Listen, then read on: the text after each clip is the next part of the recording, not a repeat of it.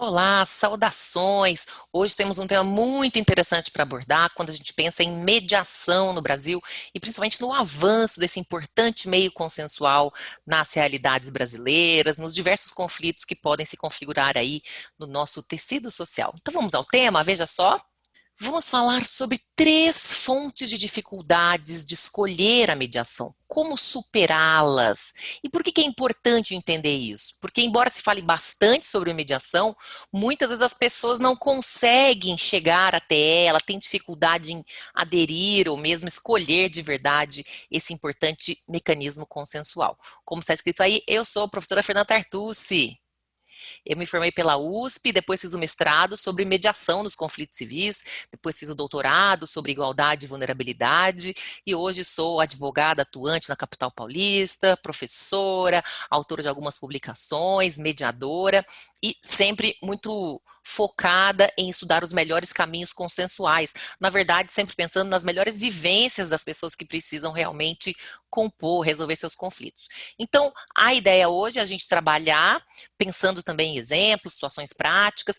Eu quero começar falando sobre um mecanismo muito importante, que é a visão concreta sobre as possibilidades que a mediação traz. Então, nessa medida, eu quero trazer uma definição de mediação. Muitas pessoas podem não saber exatamente do que se trata. Então, o que é a mediação? De uma forma simples, é um procedimento de negociação, uma conversa assistida, em que uma pessoa imparcial e capacitada, estudou para isso, contribui para destravar a comunicação, de modo que as pessoas em conflito possam atingir resultados proveitosos segundo os seus interesses. Então, de uma forma simples, o que é mediação, professora? Mediação é uma conversa, é uma negociação, mas não vai envolver apenas as pessoas envolvidas diretamente no conflito e ou seus advogados, suas advogadas. Vai se somar a esta interação, a esta conversa, mais uma pessoa, que é a mediadora, o mediador. Esta pessoa vai ajudar aí a que essa comunicação flua, para que elas consigam, então, superando as travas, superando as dificuldades, conversar sobre o ponto em questão, sobre a controvérsia e atuar para gerar respostas proveitosas que elas achem interessantes. Então, esta é a proposta da mediação. Ela é ao mesmo tempo simples, porque é uma conversa em que vai se somar mais alguém. A mediadora, o mediador, são pessoas imparciais, equidistantes, mas que têm esse compromisso de favorecer o fluxo das clarificações, para que essa conversa realmente seja proveitosa. E, realmente, a mediação costuma ser objeto de elogios, né? Vejam que interessante. A mediação empresarial é o melhor método? Ela é unanimidade entre os estudiosos. Todos falam muito bem da mediação. Existe uma alta estatística de resolução. Realmente as pessoas conseguem conversar e encontrar caminhos. Ela reduz custos, porque são reuniões, são conversas, isso não é muito dispendioso. Ela ajuda a encontrar soluções construtivas, porque as pessoas se dedicam a essas conversas e a encontrar o que for necessário. Ela preserva relacionamentos, porque a interação vai evitar aquela lógica de perdedores e vencedores, gerando então saídas honrosas, e quem faz recomenda.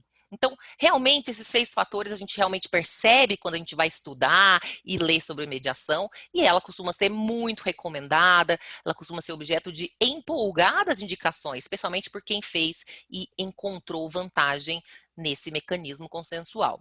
E aí, 3 fontes ou razões de dificuldade para aderir ou para escolher a mediação. Então, eu quero destacar, nessa nossa breve conversa de hoje, 3 fontes ou 3 razões de dificuldade para as pessoas escolherem a mediação. O primeiro deles é o desconhecimento. Segundo, falta de adequada identificação do conflito. E 3, falta de apropriada percepção dos interesses envolvidos. Muito bem?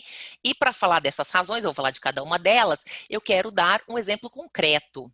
Esse exemplo foi narrado por uma atuante advogada, era uma advogada de uma grande empresa, e chegou até o departamento jurídico onde ela atuava um caso de uma fatura não paga de uma cliente. O valor da fatura era, segundo ela me disse, R$ 200.000. E ela ficou muito surpresa quando ela viu o nome da empresa devedora, porque era uma empresa parceira muito conhecida, uma empresa parceira realmente de longa data, e nunca tinha havido um problema jurídico com essa empresa parceira. Então, quando ela viu, Falou, puxa, mas essa empresa não pagou, nós não temos histórico dessa empresa não pagar. Né? Então, chegou no jurídico, ela teve essa percepção. Então, quando ela foi perguntar, mas o que aconteceu? Ela foi atrás do histórico sobre realmente o que tinha acontecido. Essa iniciativa é muito importante, porque muitas vezes o conflito chega e as pessoas falam assim, ah, não quer pagar, pronto, acabou. Mas por quê? Qual foi a razão, o motivo, a circunstância invocado por essa pessoa? Né? Então, esse é um ponto importante também. Muitas vezes falta essa clareza. E ela buscou essas informações e ela não entendeu muito bem a razão daquilo e ela disse, puxa, parece uma pena que uma parceria tão grande, afinal, essa empresa realmente tem várias interações aqui com a nossa, que é essa parceria de um tempo tão longevo, tão produtivo, que isso se perca por uma fatura de 200 mil, que era pequena perto dos contratos milionários que já tinham sido travados. Então, um primeiro ponto importante foi que ela disse, puxa, não parece adequado isso, eu vou encaminhar para a mediação para a gente entender melhor o que está acontecendo. Então, vejam, esta advogada, ela superou a primeira fonte de problemas, que é o desconhecimento. Muitas pessoas acham que depois que tentaram negociar e não deu certo, não tem mais o que fazer. Aí tem que ir para a briga, ou para mediação, ou para mediação não, ou para arbitragem, ou para solução judicial. Então, o desconhecimento sobre a possibilidade construtiva que a mediação traz é decisivo muitas vezes, ok? Veja que interessante. Às vezes, isso é um desconhecimento da própria pessoa em conflito, a própria empresa pode não conhecer, não ter experiência, isso acontece, mas às vezes a advocacia também não está preparada. A advocacia muitas vezes não participou de uma mediação, fala, ah, eu não sei o que vai acontecer ali. Nesse caso, essa advogada conhecia a mediação, ela já tinha participado e ela falou, puxa, vamos chamar para a mediação para que a gente possa ampliar a comunicação. E a partir daí, ela vai poder superar a segunda ordem de problemas que muitas vezes acontece para as pessoas poderem chegar aí a uma composição consensual. Falta de adequada identificação do conflito.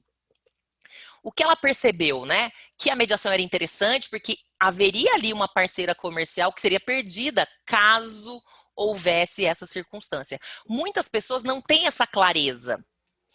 Muitas vezes ela vai pressupor a má-fé do outro lado, dizendo, olha, infelizmente ela não, simplesmente não quer pagar, se tornou inadimplente, pronto. E é preciso aprofundar a razão do conflito. Nesse caso, ela utilizou a mediação justamente para tentar entender. Então, o que é curioso é que a mediação ela vai ajudar a clarear, a trazer mais informações, que é desejável, porque é a partir do conhecimento que a gente tem poder, é a partir de informações que a gente vai poder ampliar a percepção e aí construir saídas construtivas.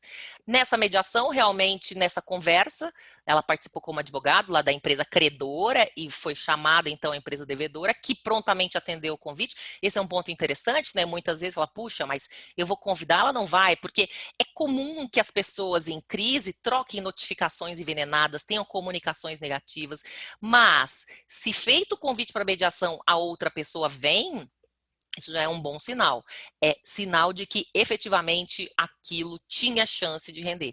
E nesse caso, a causa do conflito era um funcionário da empresa credora que já havia sido desligado e que tinha gerado um passivo de reclamações muito grande, tinha prometido situações para o cliente que decididamente ele não podia cumprir.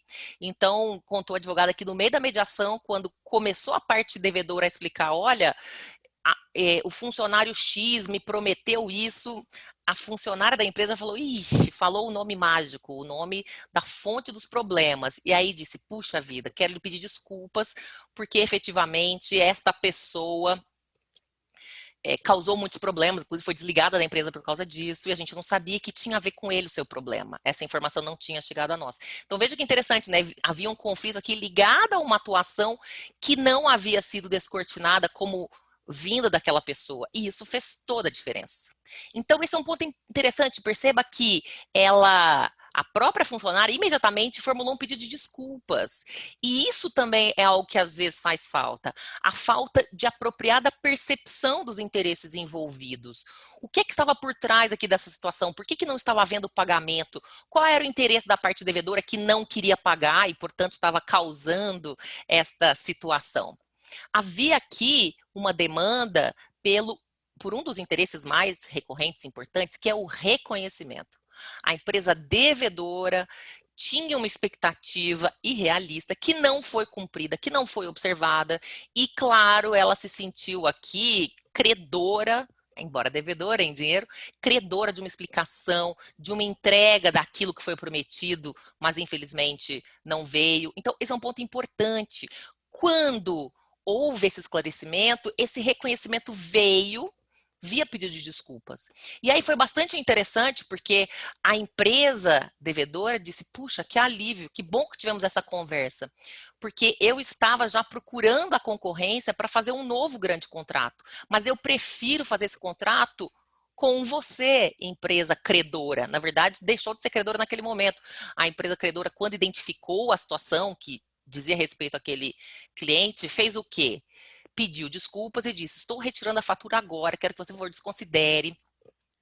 Não era para ter chegado até esse ponto, mas foi realmente uma falha na comunicação e eu, então, peço que, por favor, aceite essas desculpas. Então, esse reconhecimento, esse pedido de desculpas foi fundamental, foi determinante para que a empresa dissesse, ufa, resolvemos isso aqui, podemos seguir adiante, porque eu tenho interesse em novos contratos, eu não queria ir para a concorrência, a gente já tem um modus operandi de atuar conjuntamente que funciona bem, mas eu estava me sentindo aqui realmente sem confiança para continuar. Então, o que a gente percebe que muitas pessoas não conhecem esse potencial que a mediação tem. Elas pensam, puxa, mas o que é que pode o mediador, o que pode a mediadora fazer que a negociação direta não permitiu? Muita coisa. A comunicação trava por diferentes problemas. E as pessoas que são parciais, como as negociadoras, os negociadores, muitas vezes são impactados por problemas no caminho.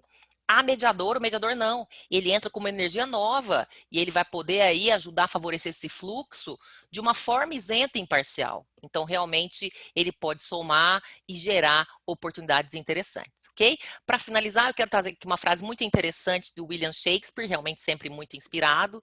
Vejam o que disse o grande autor inglês: aprendi que as oportunidades nunca são perdidas. Alguém vai aproveitar as que você perdeu. Portanto, estejamos atentos, atentas às valiosas oportunidades de conversar, de esclarecer, de ampliar percepções.